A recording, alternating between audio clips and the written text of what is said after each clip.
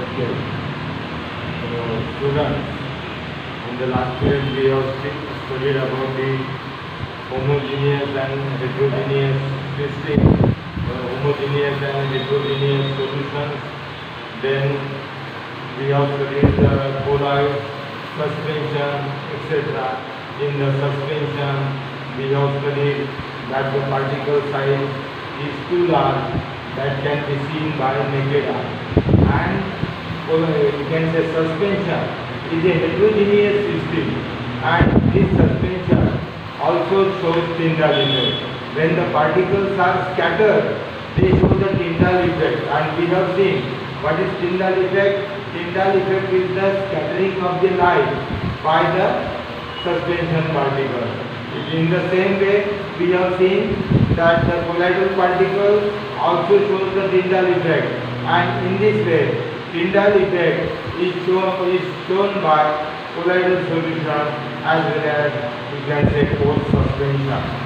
So, and if the suspensions are allowed to stand, what happens? The suspension particle get slowly settled at the bottom, and when this suspension particle get settled at the bottom, the property of Tyndall effect is lost.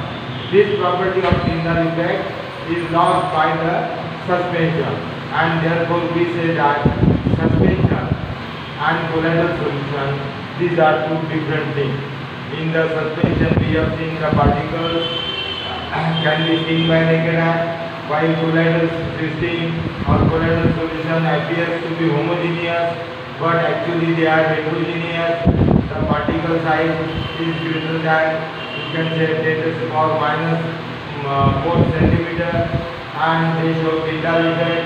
Then they do not, the colloidal particles do not get settled at the bottom when they are allowed to stand undisturbed. So even if, that means the colloidal particles are in continuous state of motion, and we have seen that this motion of the colloidal particle, continuous motion of the colloidal particle along the straight line path in a zigzag manner is due to the bombardment of the solvent molecule on the colloidal particle, and thus colloidal particles, even though colloidal solution, even though seems to be homogeneous, it is heterogeneous. So in this way we have studied the difference between colloidal system or colloidal solution and force suspension. Then we have to study the next part, that we have to study the atom and molecule. Now regarding the atom and molecule, what is the atom? You know, matter is composed of very small particles. Now this is discovered by scientists that when the matter, that is padartha, is converted into fine powder, a stage comes at which these fine particles do not break and they remain as very much small, and these small particles are called parmanu, or you can say atom, etc. And later on you can say the physical and chemical properties of these atoms are studied. And the first part in this chapter we have to study is the law of conservation of mass, laws of chemical combination, and in laws of chemical combination we have to study the laws of chemical combination.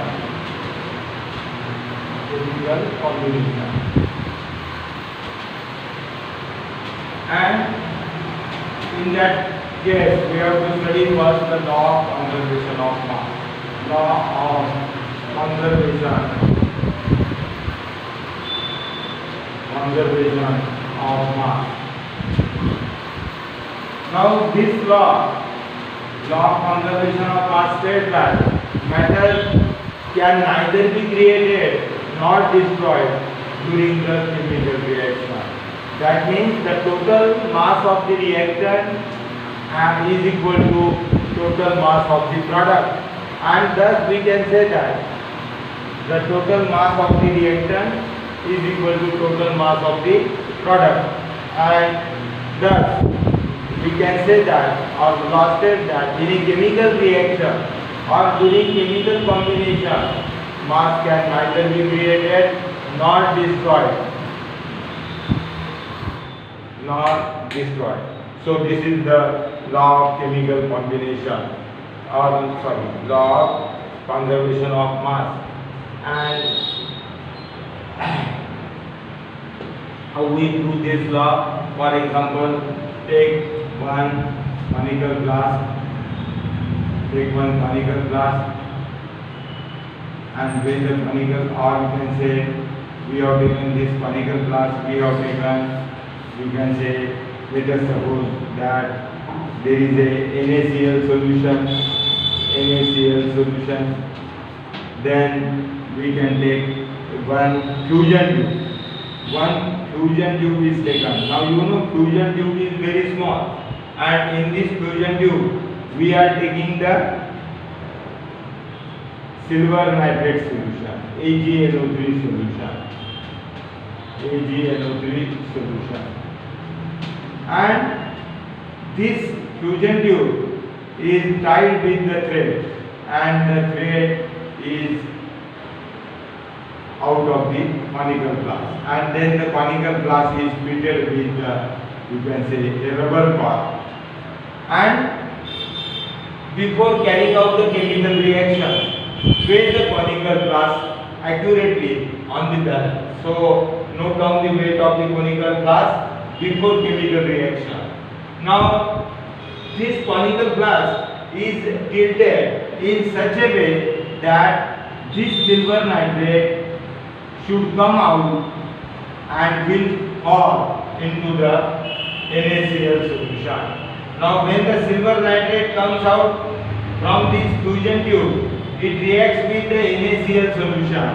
So we can write NaCl plus AgNO3 solution, then we get AgCl. So there is a white precipitate, white PPT, or you can say curdy white PPT. Curdy means just like the curd. Curdy white PPT means Daya-Sarka white PPT is obtained, and here we get the NaNO3. So this chemical reaction takes place, and after chemical reaction, just you find out the weight of the conical glass. So after noting down the weight of the conical glass, you will find that there is no decrease or increase in the weight of the conical glass. That means the total mass of the reactant and total mass of the product remains same. And in this way, we can say that as the total mass of the reactant and total mass of the product remains same, that means that we can say that in the chemical reaction, mass is neither created nor destroyed. So this is the law of conservation of mass. You can also take another example, Na2SO4. So take the solution of Na2SO4, aqueous solution. Aqueous solution means solution prepared in water plus BaCl2, barium chloride, and giving, you can say, BaSO4 plus twice NaCl. So again this is white PPT. So you will find you can carry out number of reactions, and by carrying out the number of reactions, if we come to the conclusion that there is that is the mass remains constant, that is mass is neither created nor destroyed during the chemical reaction, and this is the law of conservation of mass. Then we have to study that law of constant proportion. So another law that we have to study is the law of constant proportion. Now law of constant proportion says that what it states, the law of constant proportion states that in a chemical substance, the various element or atoms combine in a definite fixed ratio. So law of constant proportion. Law of constant proportion. Now see, in a chemical substance, the element always combine in a definite proportion by mass. Definite proportion by mass. Now, or you can take example of water, H2O. In H2O, you will find 2 part by weight of hydrogen, 2 part by weight of hydrogen, combined with 16 part, combined with 16 part by weight of 16 part by weight of oxygen,